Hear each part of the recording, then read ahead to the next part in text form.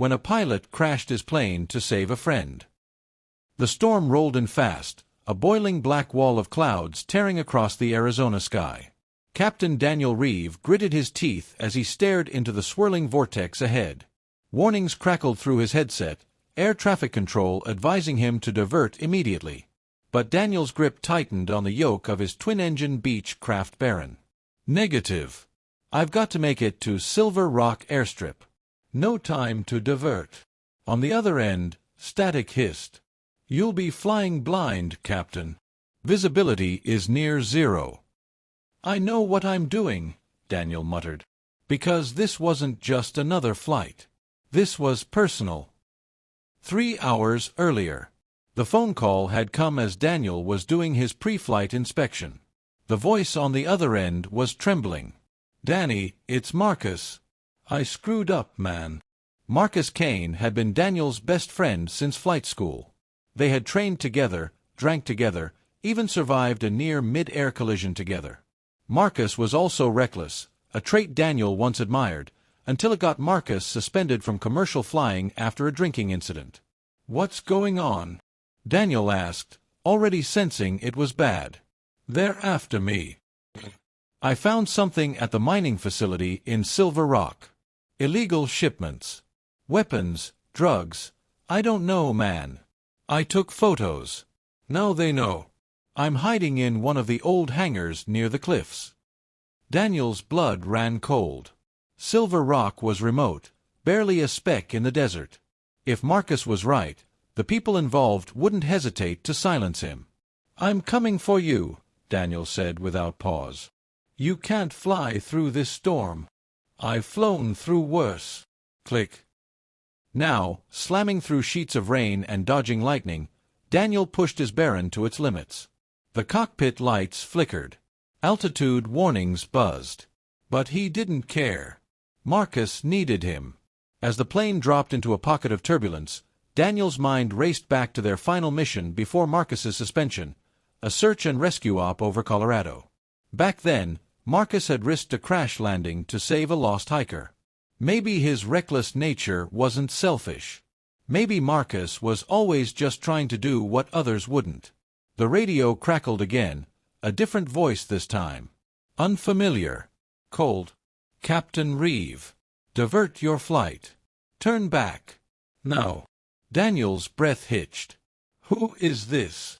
You're flying into restricted airspace. Final warning. That wasn't FAA protocol. That was a threat. 30 minutes later, Daniel broke through the storm ceiling and saw the cracked outline of the abandoned Silver Rock airstrip, a lonely stretch of runway carved between two cliffs surrounded by rocky wasteland. He spotted a truck below, headlights off, creeping toward one of the old hangars. Armed men. He swooped lower, dropping altitude fast, and made a rough landing that skidded the Baron sideways, scraping metal and belching smoke.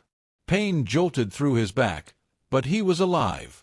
He grabbed the flare gun from the emergency kit, stuffed a flashlight and a first-aid pouch into his jacket, and ran toward the hangar. Inside the dilapidated structure, he found Marcus hunched behind a stack of rusted oil drums, clutching a USB drive and bleeding from a gash on his leg. Danny! Marcus's voice cracked. Daniel knelt beside him. You look like hell. Feel worse. They've got men everywhere. Heard them say something about moving the operation underground tonight. Daniel helped him to his feet. Then we need to leave now. Marcus pressed the USB into Daniel's palm. Get this to the FBI. I've got a tracker on me.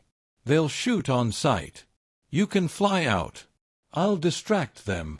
Hell no, Daniel growled. I'm not leaving you here to die. Suddenly, floodlights flared outside. The ground vibrated under the tires of two SUVs approaching fast. Window! Daniel yelled, dragging Marcus toward the broken back panel. But as they scrambled through, gunfire tore through the air. Bullets pinged off metal. Marcus gasped, a graze to his shoulder. Daniel fired the flare gun into the night sky, a red burst arcing over the airstrip. Hopefully someone would see it. Then Daniel made the only choice he had left. Back at the Baron, engine barely cooled, Daniel shoved Marcus into the co-pilot seat. "They'll shoot us down," Marcus gasped. "You're flying a beacon." "I'm not taking off." Daniel revved the engines. The plane leapt forward, not toward the runway, but toward the cliff edge. "Are you insane?" Marcus screamed. "That's a drop." "I know."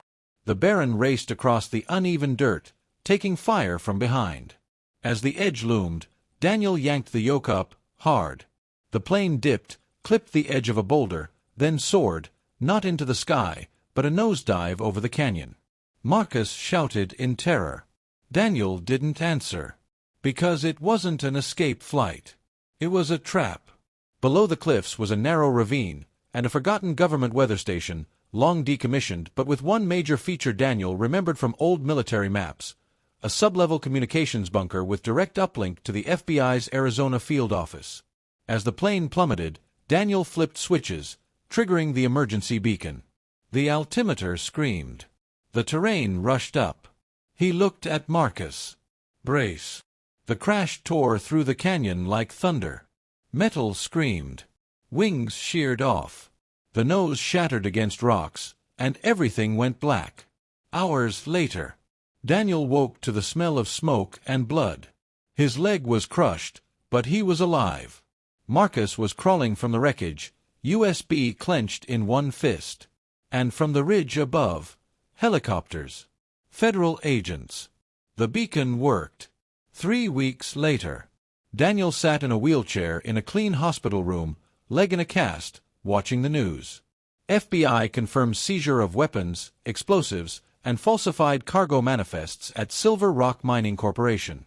Arrests include former military contractors and high-ranking logistics officials.